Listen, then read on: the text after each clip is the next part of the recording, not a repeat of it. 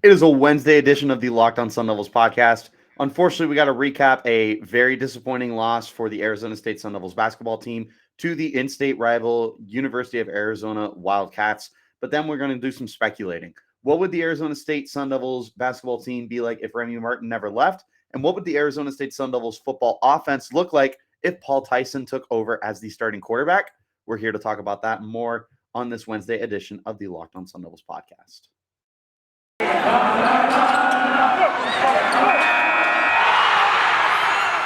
are Locked On Sun Devils, your daily podcast on the Arizona State Sun Devils, part of the Locked On Podcast Network, your team every day.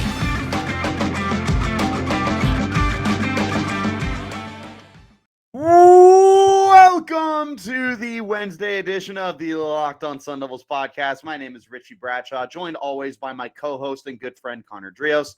Make sure you follow us on Twitter, myself at RichieBrads36, Conner at CDrios, and follow the podcast as well at LO_Sun Devils. Speaking of the podcast, it's free and available wherever you get your platforms for podcasts, whether that's audio-wise on Spotify, the Odyssey app, Google Podcasts, Apple Podcasts, pretty much anywhere you get your podcast, we're there. We're also on video platform, YouTube as well, if you want to come and see our beautiful faces and all of our hand gestures as we're going throughout the podcast. Make sure you subscribe, hit the like button, 5-star review, leave a comment, all that good stuff. Me and Conner love to see it.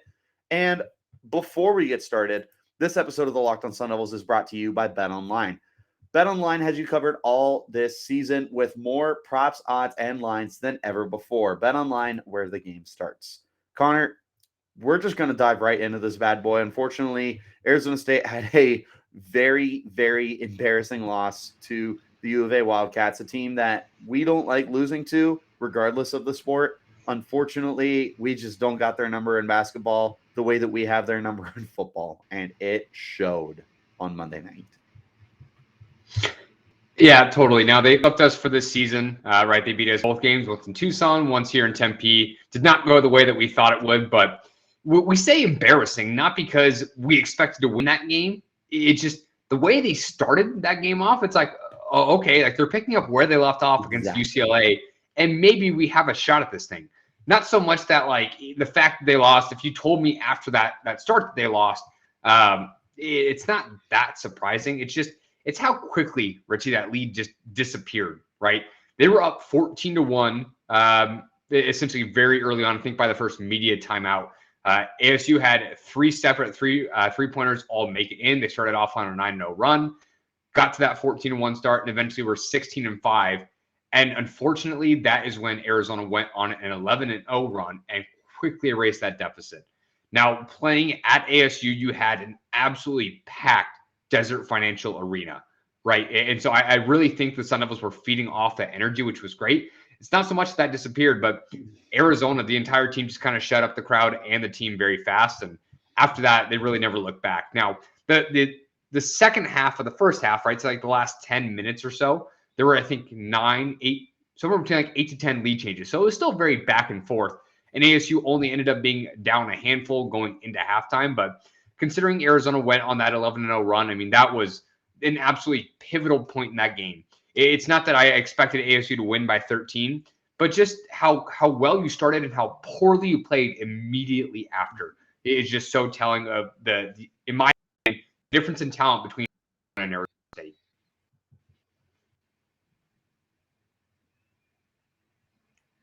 100%, man. At the end of the day, ASU just didn't execute well enough. And I mean, they really played a good game, if we're being honest. They were shooting 42% from the field, 43% from beyond the arc. They put up 79 points. That is enough points to beat a lot of teams in the NCAA. Unfortunately, U of A was just hotter. Conner, they shot 57% from the field. That's mind-boggling. I mean, at that point, it's like you're not missing. And that's after a terrible start, too, right? They terrible start, yes. Within ASU's first 6 possessions, I think Arizona had 4 turnovers, something absolutely dumb. And with ASU making, I think, 5 of their first 6 shots, I mean, one of the situations, again, everything was going Arizona State's way, clearly when they were up 14-1 against one of the best teams in the nation. and Arizona just flipped the switch after that. ASU did play well in that first half. They shot over or like right at about 50% from deep. But then after that, in the second half, they played flat. And Kamani Lawrence even said as much in the postgame, saying exactly that. They came out flat and just not something you can afford to do against U of A. 100%, man. And it just, I think the most frustrating thing is where I prefaced it saying embarrassing. That's probably a little too extreme, because I've gone on record before saying that like calling a team embarrassing is probably not a good look. And I'll go ahead and walk back that comment. What I will say, though, is the way you dropped this game was just frustrating, is the best way I could possibly put it, because you were up at one point and you were controlling this game. Now, while you can't stop U of A from shooting 57% from the field without having a little bit of tighter defense, I mean, U of A was just knocking in buckets like it was nobody's business. However, the frustrating aspect is that you seemingly had this game, not like in the bag, not locked up like a secure W, but it felt like you had this game in control.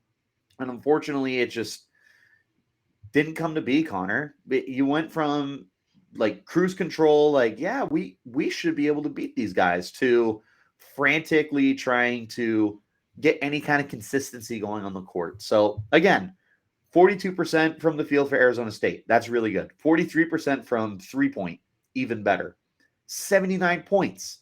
Outstanding. At least well above their average. Yes. Oh, no, 100%. Exactly. So unfortunately, it was just one of those situations where it just, it wasn't enough. And again, I'm going to walk back the embarrassing comment. I'm going to walk that back because that's probably not that fair. However, go ahead. Sorry, go ahead. No, you go. Okay. No, you go. It's okay. Okay, I'll go. Arizona is the best scoring team in the nation. So at the end of the day, dropping 91 to them is, again, right at about what they're averaging for the season, maybe just above. But either way, like having Arizona put 91 up on you is not unexpected. So the fact that you can't hang with them offensively is not surprising. If you had showed me essentially the final score of the game before I had known anything that had happened, the lack of runs, whether it was for ASU or I think Arizona, that's exactly it. The box score does not look uncharacteristic of how this game should have gone. Again, it's how it started, right? Having a 13-point lead and ending up losing by 12, essentially from the point you were absolutely destroying Arizona, you got absolutely destroyed for the rest of that game. Yep. Well, and dude, like, here's the funny thing is, like, I look at this and I see a 12-point loss and I'm like, oh, okay, we made it close. That's not close. That's not close. And the other thing going into this is, again, like an outsider, like if I'm just like a standard fan who looks, oh man, we only lost by 12 points. We must have kept it close. And, you know, we must have done a really good job and this, that, and the other. The problem is you don't have that full perspective of watching the whole game and watching Arizona State going from being in a good state during the game to completely losing any grip that they had on it. It's just, it's one of those, Connor, where like the box score does not tell the whole story. We didn't lose by 12, but we did literally lose by 12. However, it felt like we got our rear ends handed to us. It was a very, very frustrating loss, to say the least. I mean, I don't really know, you know? Yeah, so I mean, we did have some decent production again. We had 79 points, which is well above Arizona State's average for the season, averaging closer to 65. So still good of ASU to be able to put up those point totals. Got again decent production out of DJ Horn and Kamani Lawrence, each giving you 11. Jay Heath got you 16 as well as Marion Jackson off the bench, still getting 33 minutes. So he's off the bench sparingly. ASU seems to opt for a little bit more height at the start of these games, but overall, like a very solid night offensively. Marion Jackson also had 8 assists, which led the team by a pretty wide margin, while also having 4 steals, which was not the lead. Jemiah Neal also had 5 steals, which a lot of that was picked up early. Again, Arizona was very turnover prone to start that game, which was a huge reason why ASU was able to be able to get out to as big of a lead as they did. It's not so much that I feel like they just played bad, right? Like, again, they did fall flat in the second half, but at the end of the day, like, you can only expect this team to just exceed expectations so many times, right? The win against UCLA was a phenomenal win and a very close triple overtime winner, right? It's not like they dominated UCLA. It took every bit of might from every player on the court up until the last minute, right? Against Arizona, the fact they lost, again, not surprising. It's just these teams are totally different in terms of overall talent level. You hope this doesn't ruin any momentum that they have. They now finish games against top 25 opponents, which again has not been done since the 2001-2002 season. Also, ASU playing in 6 straight games. The schedule should get a little bit easier from here on out. Does not mean any of these games are gimmies, especially with the way ASU has played throughout spurts of this season. Not a team to necessarily take advantage of maybe some of the easier matchups that they've had. But they get 3 days off, right? They don't play again until I think it's 3 days. So I believe it's Thursday. I think they get Washington. I'm going to pull up their schedule here really quick. They get Washington. Again, a little bit of a break, hopefully some time to recuperate. But really the only last huge game you have on your schedule is UCLA, right? You have that second game rescheduled for February 21st. So now you do have a little bit of downtime, and hopefully you can take a little bit of advantage of the rest of the Pac-12. You haven't played some of the easier opponents just yet, so ASU can hopefully pick up a couple more of those wins, getting a little bit closer to that 500 mark, at least in the conference, as they sit currently 5 games under 500 in conference, I should say. So you just hope that a lot of these games, they really did play well, whether it was in the halves versus the entire games of this 5-game stretch. Hopefully they can take some of that and move on and be, I don't want to say an above average team in the Pac-12 because that just doesn't feel realistic, but they're not bottom dwellers, Richie. They're really not. I think if you compare them to last team season where a lot of outlets, a lot of media outlets probably thought last year's team was a top 32, top 16 kind of team in the NCAA tournament, which obviously they came well short of that. But expectations for this team are not incredibly high, but they're not the worst team in the Pac-12, which I guess we'll take that as a moral victory. Unfortunately, Connor, you know as well as I do how much moral victories mean on this podcast. So we'll go ahead and leave it at that. We're going to go ahead and hop into our first break. When we return, we got to talk to you some more ASU basketball. And we're playing the what if game because there's nothing more fun than the what if game, except maybe eating a Built Bar. Yeah, so guys, Built Bar, we've talked to you guys about Built Bar almost every single day in this podcast. And at this point, now we're in February, right? We talked to you guys about New Year's resolutions and making sure you get Built Bars in your guys' plans. If you're like Richie and I, not having Built Bar in your plans, it makes things so much more difficult, right? A lot of people have given up on their New Year's resolutions already, but not this year. Not if you have Built Bar. I'm going to stick to the resolutions. I'm going to eat right, thanks specifically to Built Bar. It almost feels like it's not really a resolution because I actually enjoy eating them compared to what I've tried in the past. If you haven't tried already, they have Puffs. So if you haven't had that yet, you're missing out on one of Built Bar's best tasting bars. Puffs are the first ever protein infused marshmallow bar. They're fluffy, marshmallowy. They're not just a protein bar. They're a treat, and they're covered in 100% real chocolate. Puffs are a fan favorite with some incredible, yummy cinnamony churro, coconut, marshmallow, banana cream pie flavors, which are just so good. These are going to be your new favorite. We absolutely promise, as long as you guys get to try these. All Built Bars are covered in 100% real chocolate, and that includes those Puffs. Again, 100% real chocolate. Low calorie, high protein. Replace your candy bars with these. They're going to be better all the way around. They're typically if you compare it to a candy bar, which can be anywhere from 200 to 300 calories, that just does not compare to a Built Bar, which has 130 calories, 4 grams of sugar, 4 net carbs, and 17 grams of protein. At Built Bar, they're all about taste, and they make taste delicious first. Then they figure out how to make it healthy. And I don't know how, but they do pull it off every single time. So go to Built.com and use the promo code LOCK15 and get 15% off your order. Again, use the promo code LOCK15 for 15% off at BuiltBar.com. And it is Super Week, guys, brought to you by Get Upside. There's no better place to get coverage for the big game this weekend than Locked On NFL podcast. Locked On Bengals and Locked On Rams are in LA covering the game all week leading up to the Super Bowl. All right, we gotta still talk some basketball, as heartbreaking as it is. This time we're playing the what if game, which is my favorite game in the whole wide world, Connor.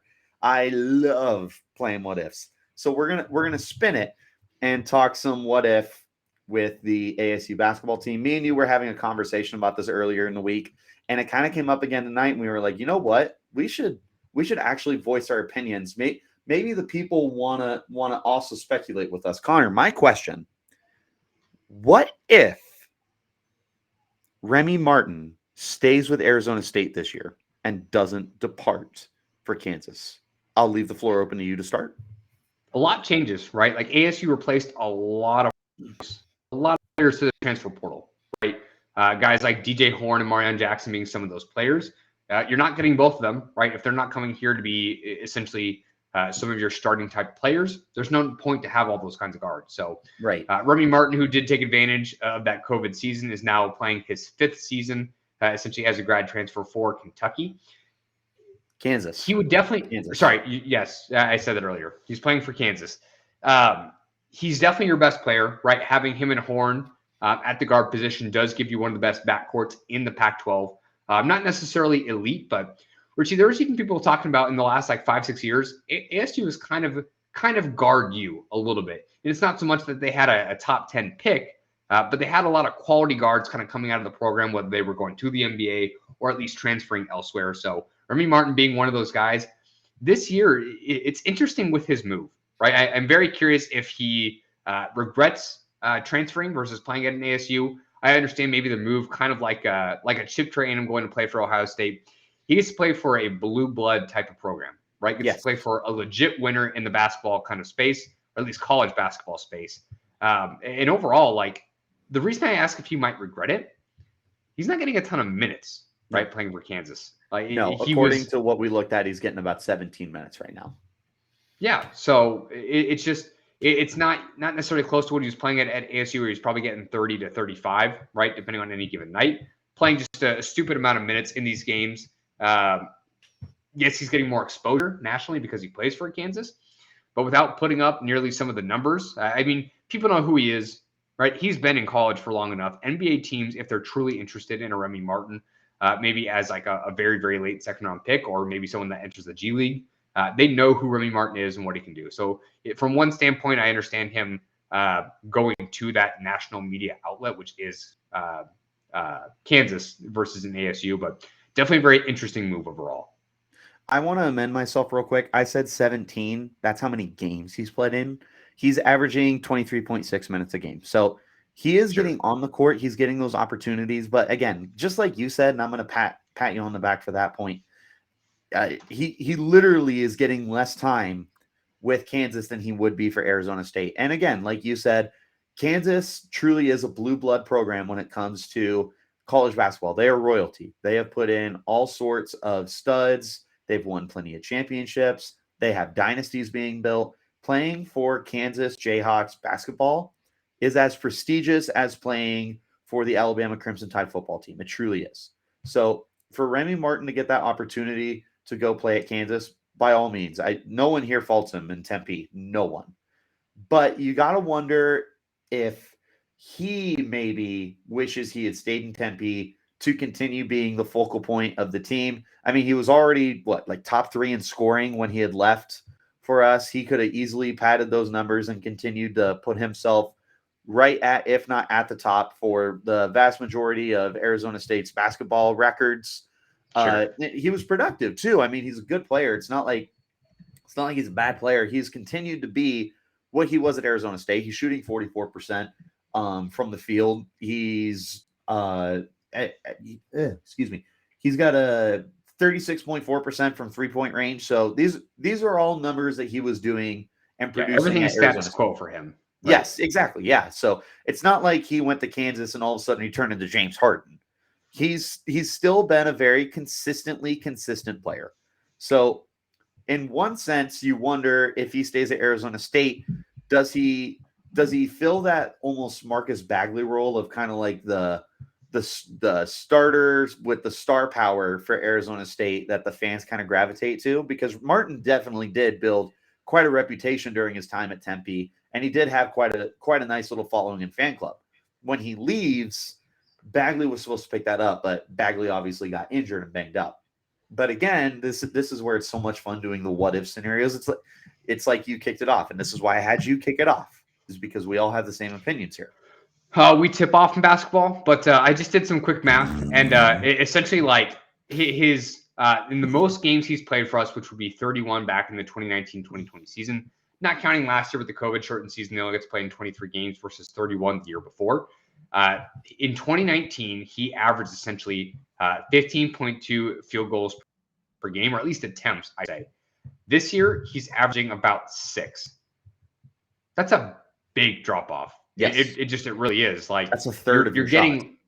Right. You're getting less opportunity game in and game out. And even though he's playing about as well as he has been with the minutes he's being given, it's time on the bench. So now bringing it back to what he would do here at ASU, it does not, in my opinion, put them up there with any of the truly elite schools in the Pac-12. I think currently we have four ranked schools in the Pac-12 with right. But I certainly think within the realm of like being at that 500 level is within the realm of possibility. Having one of the better backcourts, being able to distribute to some of your other guys, making it would push other guys like Kamani Lawrence down the scoring depth chart, quote unquote. So when we talk about the depth that ASU's needed all season long, having your one of your top tier scorers in Remy Martin, and again, not having to put everything on DJ Horn's shoulders, I think it just overall makes everybody a better player. I think we would still be sitting here talking about how disappointing of a year ASU's having. I don't think that would necessarily change. I think they would be better. They wouldn't be at the very top of the Pac-12. We'd still be finding reasons to complain about this team. Dude, totally. And I'll go ahead and just throw this out there. With the way that DJ Horn has been kind of like sputtering lately with his performances, I would tell you that Remy Martin coming back to Tempe would give you a more consistent version of DJ Horn, a guy who's going to be consistently able to come in and put up a good amount of points and do his thing. So right. That being said, let's go ahead and go into our final break. When we return, we're going to talk about Paul Tyson, the incoming transfer quarterback for the Arizona State Sun Devils football team, and his potential impact on the offense if he were to take over midseason. But first, let me tell you guys about our friends over at BetOnline. BetOnline has you covered this season with more props, odds, and lines than ever before as football continues its march through the playoffs right to the big game this upcoming weekend. BetOnline.net remains the best spot for all your sports scores, podcasts, and news this season. And it's not just football. BetOnline has up-to-the-minute pro and college hoops, NHL, boxing, UFC, along with live, real-time updates on sports and current games. Don't wait to take advantage of all the amazing offers available for the 2022 season. BetOnline, where the game starts. All right, Connor. So, once again, I'm going to kick it off over to you to get us started here. Paul Tyson, background information for people who don't know. Paul Tyson is a transfer quarterback coming from the University of Alabama Crimson Tide. Mm-hmm. Naturally, everybody here got very, very excited because Alabama Crimson Tide, oh my God, like this guy clearly is an all-world talent, but that's not always the case. In fact, I'll go ahead and point back a few years ago when ASU had another Alabama quarterback transfer who was a much higher recruit in the form of Blake Barnett, who couldn't beat out Manny Wilkins, ultimately went to like Southern Florida or something like that. He transferred 3 times in his college career, and unfortunately, he's just never materialized anywhere. So I'll go ahead and preface it by saying, let's not anticipate Paul Tyson is going to be Bryce Young, because there's a reason he didn't beat out Bryce Young. So, and it's not a discount to Bryce Young. What I'm saying is, if he was as good as Bryce Young, wouldn't we be talking about him as potentially being Bryce Young? So with that being said, now we have the even laying field for all the listeners. Connor, we know what Jayden Daniels is. We know he's a mobile quarterback with a big arm. You take him out of that offense, whether it's, God forbid, an injury or because of poor play, you throw Paul Tyson in, what the heck happens to this offense? You lose a dynamic, right? You lose the ability of your quarterback to run. Not that Tyson can't necessarily pick things up with his legs, but Jayden Daniels, obviously one of the better just athletes with his legs in college football, not the Pac-12, college football. Dude's been a really good runner, and he absolutely improved in that space this season.